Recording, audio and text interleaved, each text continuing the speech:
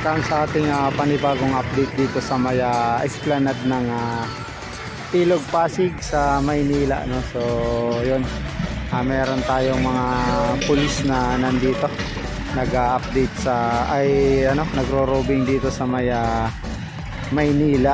So ayan, i-update natin, aakyat tayo dun sa may taas. So makikita natin dito malinis at walang vendor. So paggabi kasi merong mga vendor dito dahil sa mga pumupunta, makakabili sila ng pagkain. Pero ngayon makita naman natin pag-araw, so makikita natin yung maayos at malinis na paligid dito sa may esplanade. So ayan, walang vendor dito. So dito bali napupuno to dito ng parking. Ayan, pag maraming pumupunta, dumadalaw. At dito yung mga vendor naman. So makikita natin bago yung malinis at maayos. So i-update natin dito sa taas, akyat tayo. Ayan, so ayan guys, kasi sabihin nyo pagdating ng yung mga nagtitinda wala na, malinis. Baka dugyot na. So ito makikita nyo yung maayos naman na dito, pag pamamalakad din, no? At yung Maynila yan, so isa rin yung nakakatulong sa ating mga Maynila, yung local government, yung mga DPS na mga naglilinis. So maglalakad tayo dito, tanghaling tapat.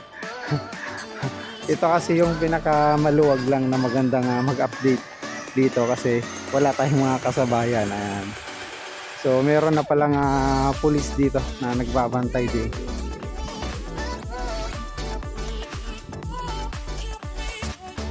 Ayan. So guys, paalala ko lang sa inyo, sinasarado pala ito pag Monday. Ayan, maraming nakalagay oh. Ito, para makita nyo na rin. Ayan. The esplanade will be closed on Monday for maintenance. Regular operation will resume on Tuesday. So ayan, nakalagay guys.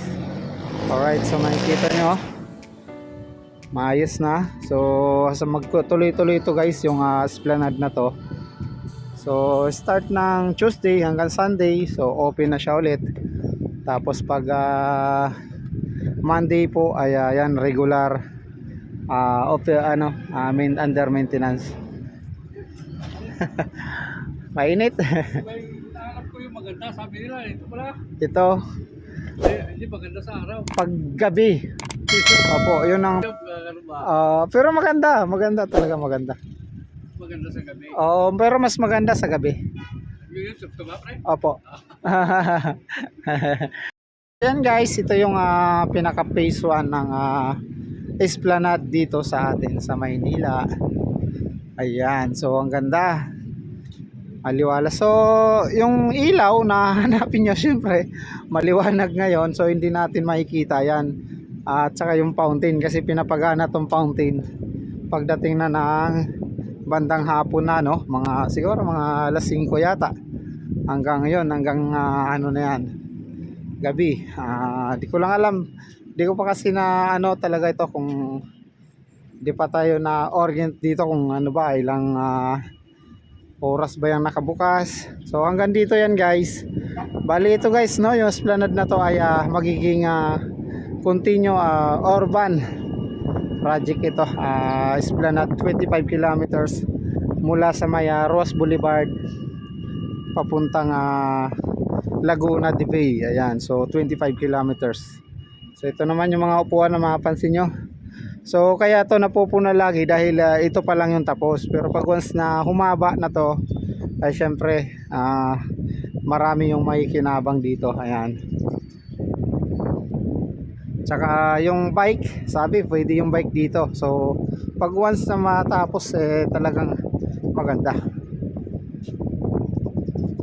Ayan, so puntahan natin. Bali ito yung phase 1 hanggang doon sa may tulay.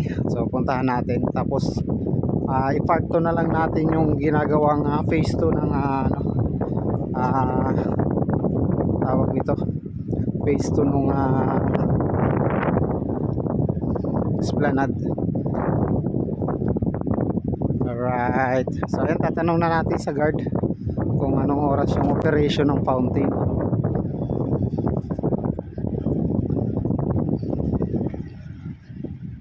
Sir, anong oras nga po yung fountain natin, yung bukas? Alam ko sir 6 6, tapos hanggang anong oras naman siya? hanggang 10 lang yata ng gabi. Hanggang 10 ng gabi. Ayan. Okay tayo. Ayan, so mayroon tayong mga pulis dito na naka-duty. Ayan, so bali dito hanggang dito yung ano natin, phase 1. Ayan. So ayan, meron tayong mga pantay dito. Ayan.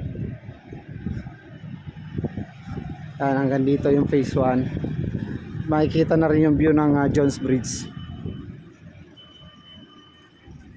Ayan, dito yung hagdan. So dito yung phase 2 na sa kabilang side. So titingnan natin. O, di ba ang ganda? Wow. So kaya binunag ko siya ng araw guys, kasi paggabi hindi ko naman mapuntahan dahil ayun, busy na tayo.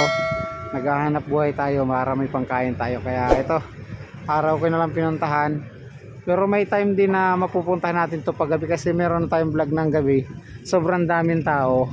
Hindi tayo makakasingit ng magandang view. So pag may time na konti yung tao, tayo pupuntahan natin to rito. So paggabi kasi talagang dinadayo to rito. So yan guys, hanggang dito na lang tayo. At i-update na natin yung ating part 2, yung phase 2 ng Esplanade. So hanggang sa muli, maraming salamat. MB James Vlog, subscribe, like and share. Thank you.